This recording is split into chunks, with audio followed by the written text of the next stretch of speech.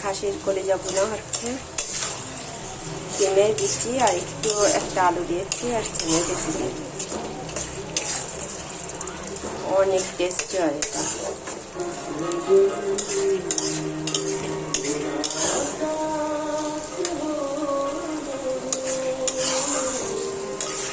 এটার স্পেশালিটি হচ্ছে আমার হাতের স্পেশাল একটা মশলা আছে, যেটা আমি এটার ভেতর দিই। স্বাদটা আর গন্ধটা এটার অপূর্ব আর অসাধারণ হয়।